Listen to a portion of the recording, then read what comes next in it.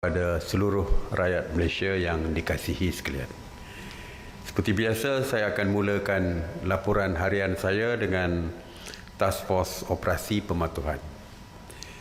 Task Force Operasi Pematuhan yang dipimpin oleh Polis Diraja Malaysia telah membuat 77,537 pemeriksaan semalam bagi memantau dan menguatkuasakan pematuhan SOP PKPB di seluruh negara.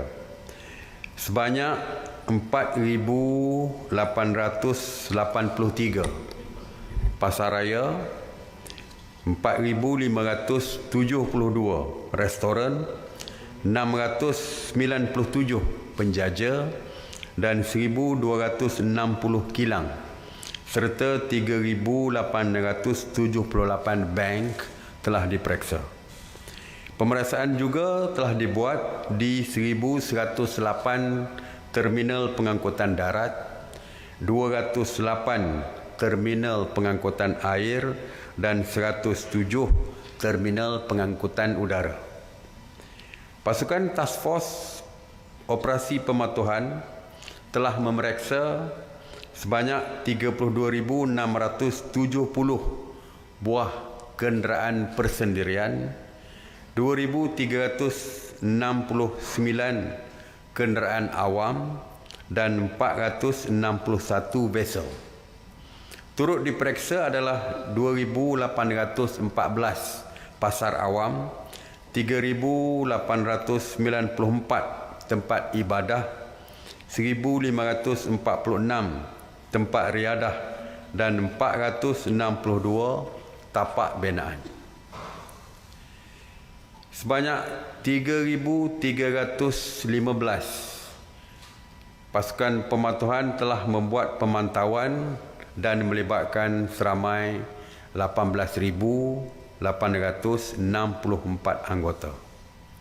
Semalam, PDRM telah menahan 44 individu di atas kesalahan melanggar SOP, yang mana 40 individu telah direman dan 4 individu diberikan jaminan polis. PDRM telah mengeluarkan kompaun kepada 51 individu di atas kesalahan melanggar SOP. Jadi sekali lagi saya ingatkan bahawa setiap individu mestilah mematuhi SOP. Jika tidak, maka mereka akan berhadapan dengan tindakan daripada polis, sama ada di kompaun, direman, ataupun mungkin akan dihadapkan ke mahkamah di atas kesalahan engkar kepatuhan PKP ini. Semalam, PDRM telah mengadakan 216 sekatan jalan raya rentas sempadan negeri dan telah pun memeriksa 318,082 kenderaan. Semalam juga, sebanyak 3,212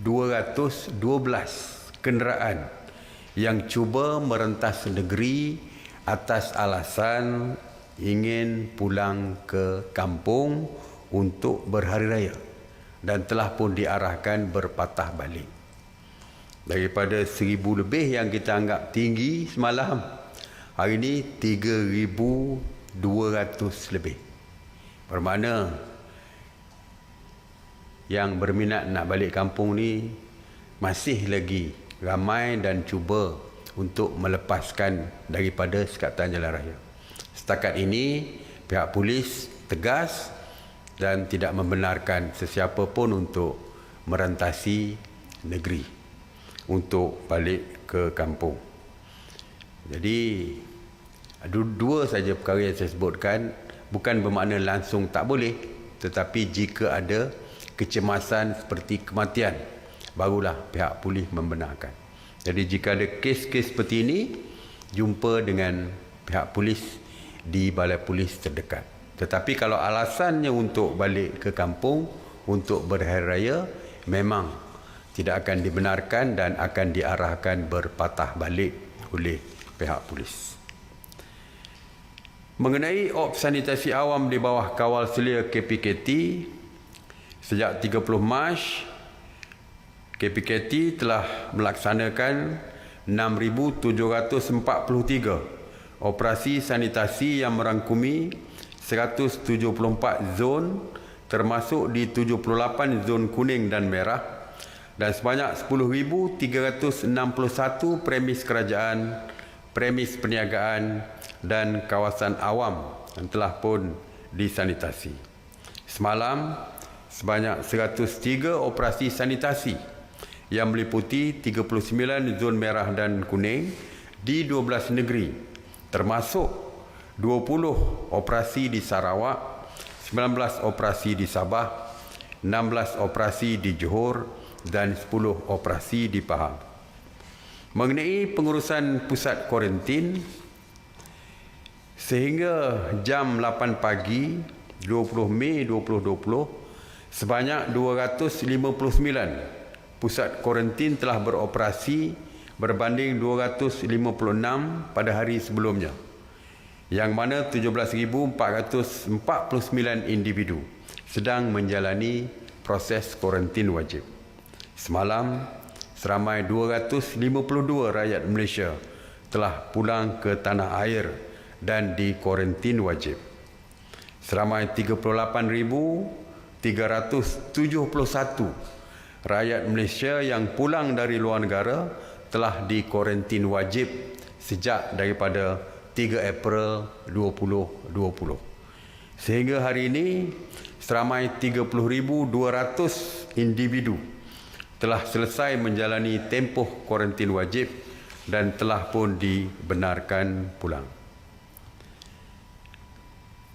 Sidang Majlis Keselamatan Negara ataupun MKM telah membuat keputusan bagi mengenakan caj kuarantin hotel ke atas semua individu yang memasuki pintu masuk negara bermula 1 Jun 2020. Bagi warga negara Malaysia yang pulang ke negara dan di kuarantin wajib, mereka diminta untuk membayar sebanyak 50% daripada kadar penuh bayaran hotel, iaitu separuh daripada RM150 yang dikenakan.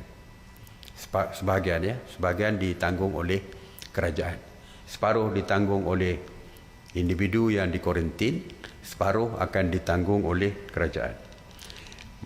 Walaupun bagi bukan warga negara Malaysia, termasuklah pemastautin tetap dan lain-lain, mereka akan dikenakan caj hotel sepenuhnya.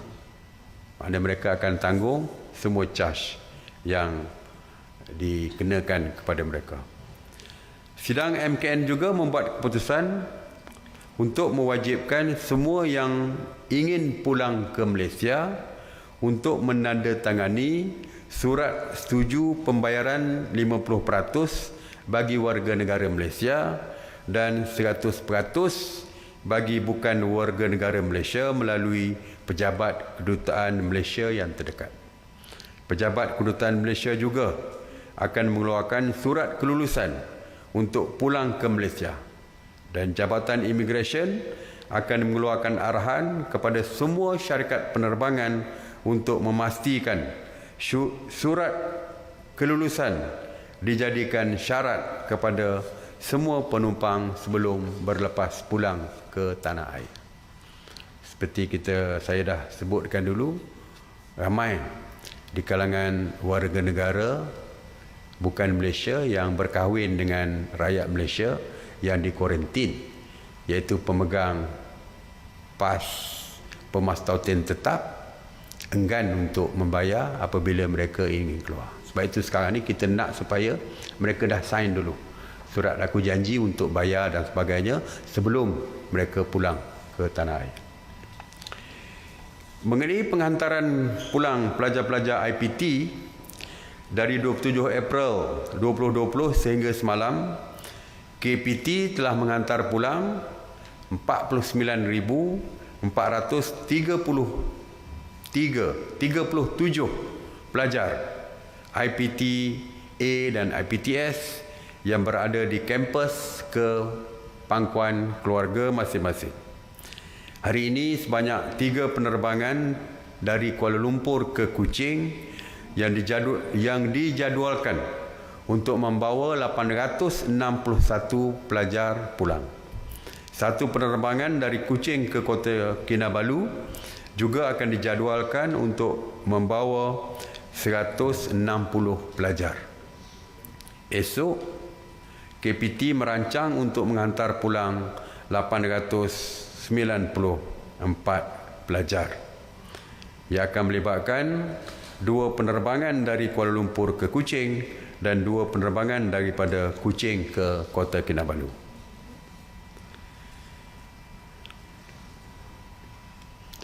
Mengenai aktiviti penggambaran, semalam ada disebutkan oleh Menteri KKM. Saya ingin sekali lagi memberikan penjelasan yang lebih detail sedikit tentang aktiviti penggambaran. Mesyuarat khas menteri-menteri bersetuju untuk membenarkan aktiviti penggambaran sepanjang tempoh PKPB. Walau bagaimanapun, tarikh permulaan penggambaran ini adalah selepas Aidilfitri, selepas sambutan Hari Raya Aidilfitri, dan perlu mematuhi SOP yang telah ditetapkan oleh MKN dan Kementerian Kesihatan. Saya difahamkan oleh Menteri KKMM semalam, walaupun kita benarkan selepas raya, tetapi persediaan yang banyak itu yang diperlukan oleh syarikat penggambaran, kemungkinan besar hujung Jun baru mereka boleh memulakan penggambaran.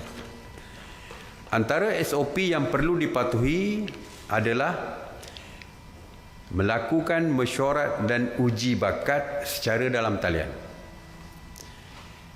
Yang keduanya, mengemukakan rekod perjalanan semua tenaga produksi dan artis bagi tempoh 4 minggu sebelum penggambaran dan memastikan tidak lebih daripada 20 orang terlibat di dalam setiap sesi penggambaran. Ini yang saya sebutkan itu hari, bahawa mereka perlu melihat daripada jumlah kru yang terlibat. Jadi mereka bersetuju kru dan pelakon sekalipun jika dicampur tidak boleh melebihi 20 orang di set penggambaran yang akan mereka laksanakan nanti.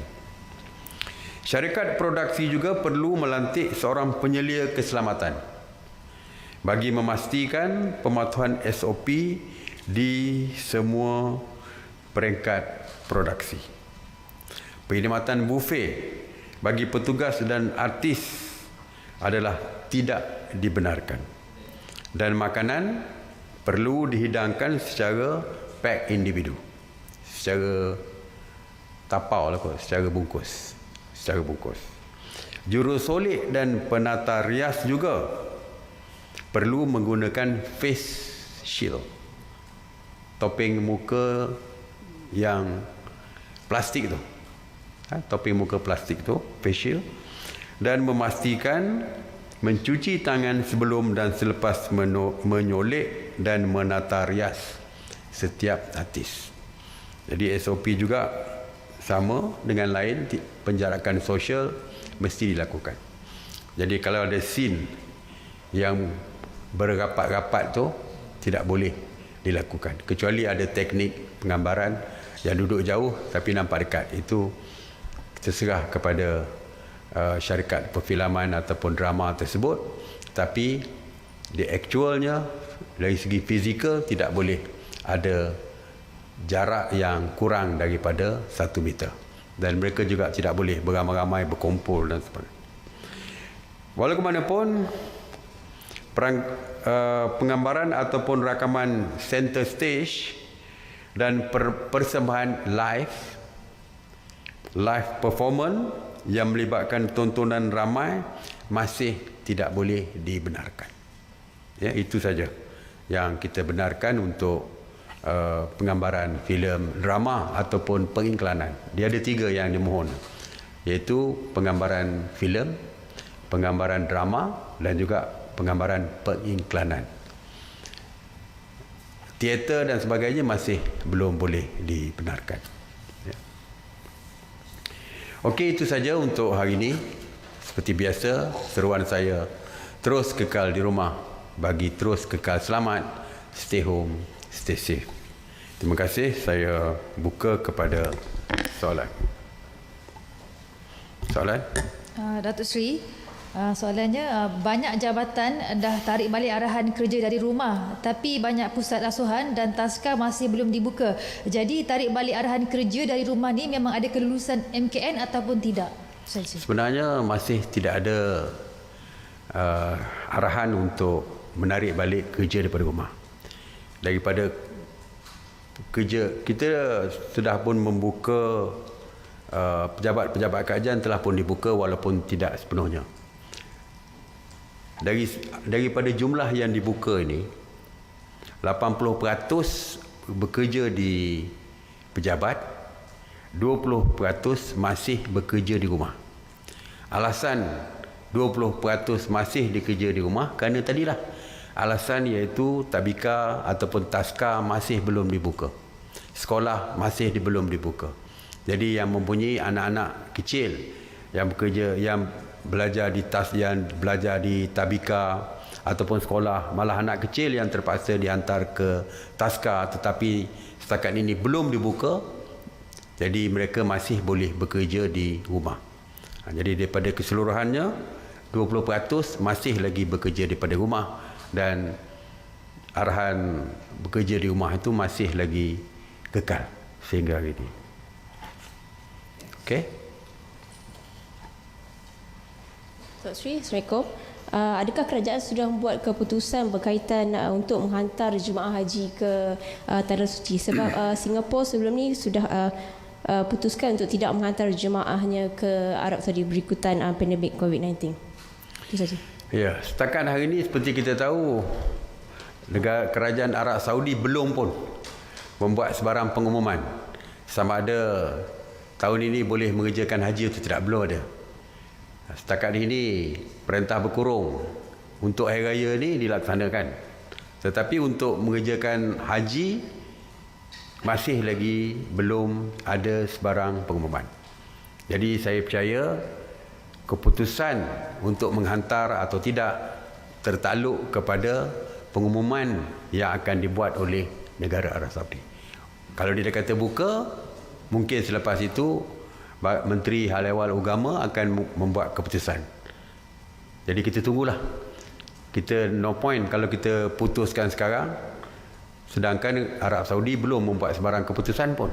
Jadi Menteri Hal Ehwal Agama, saya percaya akan menunggu keputusan daripada Arab Saudi dulu. Ya, once dia dah buat keputusan, dan mungkin Menteri Hal Ehwal Agama akan membuat pengumuman tentang apa yang akan dilakukan oleh Malaysia. Okey, kita tunggulah. Assalamualaikum Datuk Seri. Bagaimana kerajaan untuk nak memastikan petugas barisan hadapan seperti PDRM dan ATM kekal selamat dan tidak dijangkiti ketika bertugas, terutamanya ketika berhadapan dengan pendatang asing tanpa izin? Ya. Dia ada 2 tempat ya.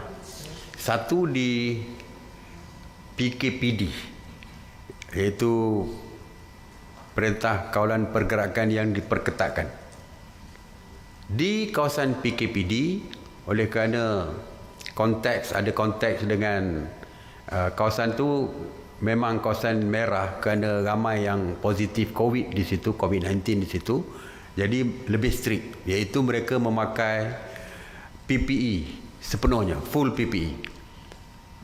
Ya, memakai, ini dipanggil PPE ni peralatan personal protection ni, pakaian melindungi diri, pakaian melindungi diri yang sepenuhnya. Ya, itu di PKPD. Di kawasan-kawasan lain, apabila melakukan serbuan biasa di tempat-tempat biasa yang bukan di PKPD, di pasar ataupun di mana-mana tempat, mereka mesti memakai sarung tangan, diwajibkan memakai sarung tangan, topeng muka, dan juga tangan mereka perlu dicuci, disanitize dan sebagainya. Jadi ini tujuannya untuk mengelakkan daripada ada jangkitan COVID-19 dan sebagainya. Jadi persediaan seperti itu diperlukan sebelum mereka melakukan apa-apa tindakan yang melibatkan parti dan sebagainya. Terima kasih, Faizal bernama. Ada laporan yang mengatakan parti Myanmar positif COVID selepas selesai kuarantin di Malaysia. Jadi mereka nak tahu bagaimana SOP tahanan di depo KLIA, sama ada kerajaan akan asingkan parti yang ditahan sebelum PKP dan tidak jalani saringan COVID. Soalan nombor 1. Yeah. Soalan nombor 2, mungkin Datuk Seri boleh explain bagaimana pelaksanaan Malaysia as my second home yang masih terperangkap di luar negara dan status sama ada mereka boleh balik atau tidak. Ya. Untuk yang di depo, mereka yang ditahan di depo, itu bukan positif COVID ya. Mereka ditahan. Kalau yang selepas daripada Selangor Mention itu semuanya negatif. Walaupun bagaimanapun untuk keselamatan, mereka masih lagi perlu menjaga diri mereka dengan SOP yang saya sebutkan tadi, dari segi penggunaan topeng muka, dari segi penggunaan sarung tangan dan pemakaian sanitizer dan sebagainya. Dan pelawat-pelawat juga dihalang daripada memasuki depo-depo tahanan. Mereka tak boleh masuk. Walaupun NGO international yang nak jumpa dengan tahanan depo di depo ini, tahanan parti di depo, mereka juga tak boleh masuk. Termasuklah Palang Merah ke, Bulan Sabit Merah ke, apa saja, Amnesty International ke, apa pun tidak dibenarkan untuk masuk ke pusat-pusat tahanan depo. Ini bagi memastikan keselamatan petugas-petugas di dalam depo tersebut, ya. Dan tentang Myanmar tu, mereka didapati positif bila pulang ke negara mereka. Dia test di sana, dia positif. Itu saja. Ya. Dan dia masuk sebelum PKP. Dia masuk earlier.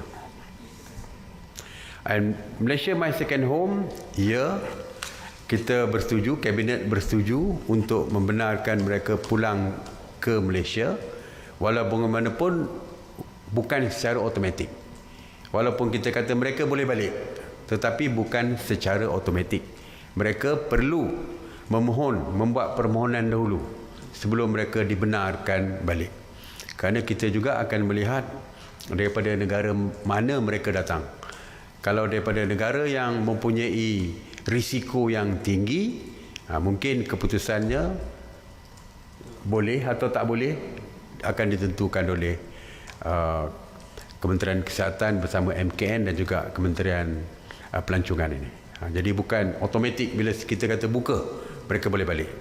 After all, mereka ada 200 orang saja yang nak balik ni.